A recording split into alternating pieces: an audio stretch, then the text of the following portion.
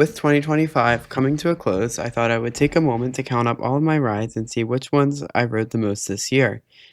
The data for this video worked out best for a top 12, which is what I will be doing. Before we get started, I would like to point out some general stats. The amount of rides that I got with respect to its placement on this list can be represented by the equation 24.2 minus 5.37 natural log of its ride's placement, with an r-squared value of 0.923, which shows a decent match for this equation. Furthermore, I got on exactly 500 rides in total, with the average of 4.6 rides per ride, which is a lot considering that the mode of this data was one ride. I contributed to this high number, however, to the top-heavy nature of this list, with the top 12 containing 220 total rides, or about 44%. At number 12, we have Nitro. I think this ride was my most ridden coaster at Great Adventure, due to half my visits this year occurring during either Holiday in the Park or November weekends. And this was one of the few rides open during that time of year. It's also my favorite coaster at the park, and the only coaster that was open for all 4 of my visits this year. Number 11 is a two-way tie for 11, starting with Alpengeist. I think this number was decently low because I only got 4 visits to Busch Gardens Williamsburg this year. However, the single rider line ensures that you are on pretty quickly, even if the ride has a 40-minute wait. As you can see from the graph, most of the rides were concentrated on visit number 3, with a decent amount on 1 and 2, and a very low amount on visit 4. At the second half of our two-way tie, we have Great Bear at 11 rides. I can contribute this to a large quantity of visits to Hersheypark. I had 12 visits this year. However, Great Bear is usually a long wait, which limits me to 1 or 2 rides per visit. And additionally, it is not open during Christmas Candy Lane, so it was closed for 2 of my visits this year.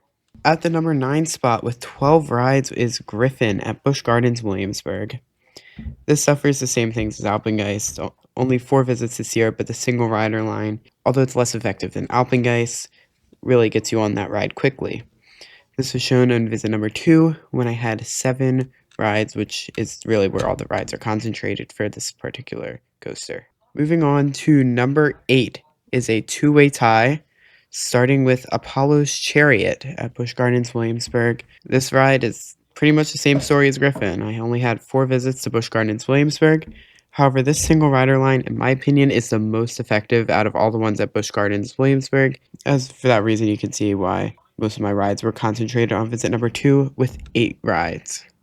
The second part of the two-way tie for number 8 is Fahrenheit, with also having 14 rides. Again, a large amount of visits to Hersheypark with 12 visits. This is one of my favorites at the park, so I'm going to ride it. And it's usually a long wait midday, but it's shorter right at opening and in the last hour. From the graph, you can see that the rides are pretty evenly distributed throughout the year. With number 6 is Skyrush with 16 rides. Again, large amount of visits to Hersheypark. It's usually never a long wait, especially during the last hour. However, I will posit that it can get a longer wait during the springtime than it does usually during summer and dark nights, which is why you can see that most of my rides on this are concentrated in the late summer / dark nights section of the year. At number 5, we have Superman Ride of Steel at Six Flags America with 17 rides. Only 4 visits to this park, so it really wasn't going to be too high, but usually very short to no wait for this coaster. Although on October 25th when I went, One Train Ops did make a short line take way longer than it realistically would have with more than that. But yeah, 17 rides is the best coaster at Six Flags America. Really no complaints there. Number 4 is Candymonium with 22 rides. This ride is very re-rideable, so over my large amount of visits to Hersheypark, I feel like I try to usually get on this one. Although it usually gets a long line during the evening, probably because people are exiting the park. They're like, okay, let's ride Candy before we go. However, it is open during Candy Lane, where if it is open, it usually doesn't get a long line because it is usually very cold, and the park is generally not crowded. So during Candy Lane, you can sit on it for like 6 times in a row, and this ride, again, is very re-rideable, so I do that.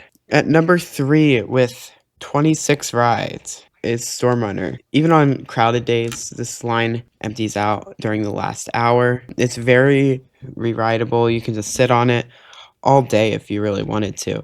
Most of my visits you can see are concentrated in the summer and early fall. because it does run one train when it is not the summertime, and it's not a Candy Lane ride. In fact, it is the only ride in the top 4 that is not a Christmas Candy Lane ride, which just goes to show how much I like this ride and how much I do ride it in the summer. At number 2, with 32 rides, is Wild Mouse at Hersheypark. It's usually a walk-on on quieter days. It's extremely rideable, especially at the moving station. Specifically 2 days, April 6th and December 18th, making up 68.7% of the total rides this year. As for why I decided to ride Wild Mouse 32 times, I cannot come up with a good explanation for that. At the number 1 spot, we have Wildcat's Revenge at Hersheypark with 36 rides. This is my number 1 coaster, so naturally I'm going to ride it a lot. It's open during Candy Lane, so we get those last 2 visits where during Candy Lane it's usually pretty empty. And even if it is a long line, I'm still going to wait for it because it is my number 1 coaster. However, you can see those 3 spikes on empty days where I could just marathon this ride. Alright, so that's today's video of the most ridden coasters of 2025. This will be my last video of 2025.